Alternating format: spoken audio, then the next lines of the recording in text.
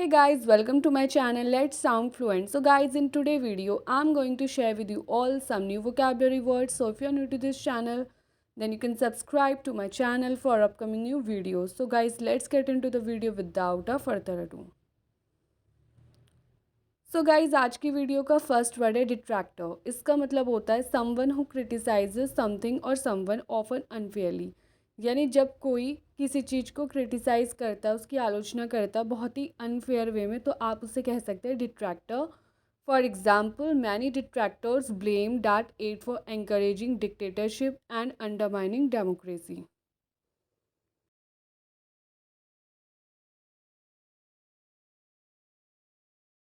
And guys जो next word है वो है पैसिफिस्ट। इसका मतलब होता है the belief that war is wrong and therefore that to fight in a war is wrong. यानी एक ऐसी धारणा रखना कि वॉर करना गलत है और वॉर में फाइट करना भी गलत है। For example, that said Germany is reluctantly shedding its merchant pacifism. यानी वॉर गलत है, जो वॉर को गलत मानता है और उसमें लड़ना भी गलत मानता है, तो आप उसे कह सकते हैं पैसिफिज्म। एंड गाइज जो नेक्स्ट वर्ड है वो है स्पर्न। इसका मतलब होता है to refuse something that somebody has offer to you. यानी उस चीज़ को रिफ्यूज़ कर देना, मना कर देना जो किसी ने आपको ऑफ़र करी है। For example, she spurned my offers of help.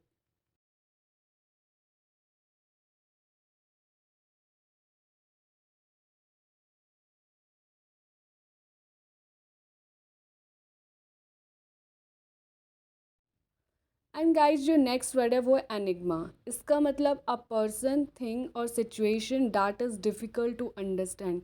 यानी एक ऐसा पर्सन, ऐसी सिचुएशन या कोई चीज़ जो बहुत ज़्यादा मुश्किल हो समझना। For example, he is an enigma to most people.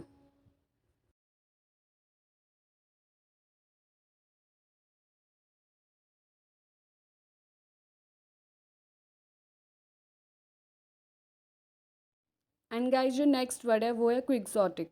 इसका मतलब होता है अनरियलिस्टिक एंड इम्प्रैक्टिकल। यानी कोई चीज़ जो अनरियलिस्टिक है एंड इम्प्रैक्टिकल भी है। For example, a vast and perhaps quixotic project.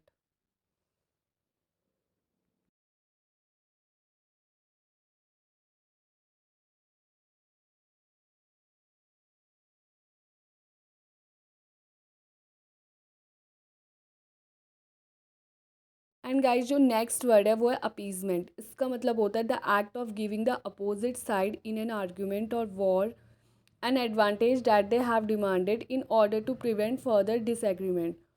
यानी जो आपके सामने कोई अपोजिट साइड है उसके फेवर में बात करना, क्योंकि अगर आपने उसके फेवर में बात नहीं करी तो आप लोगों के बीच में डिसएग्रीमेंट आ सकता है। इस वजह से आप उसके फेवर में बात करते हो, तो उसे आप कह सकते हैं appeasement. For example, a policy of appeasement is counterproductive with dictators.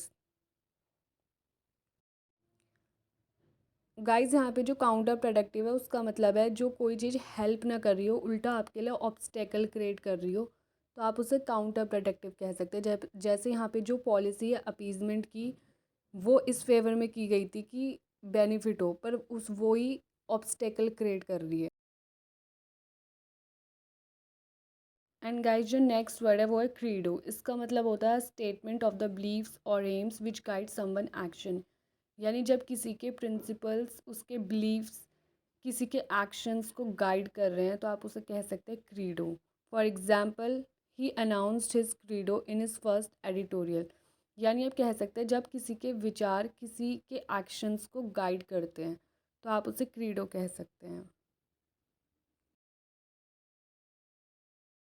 And guys जो नेक्स्ट वर्ड है वो है मैनली। इसका मतलब होता है having qualities such as strength and bravery that people think a man should have. यानी मैनली का मतलब होता है ऐसी क्वालिटीज़, ऐसी स्ट्रेंथ और ब्रेवरी होना जो एक इंसान सोचता है एक मैन में होनी चाहिए। For example, the boy was told that it was not manly to cry.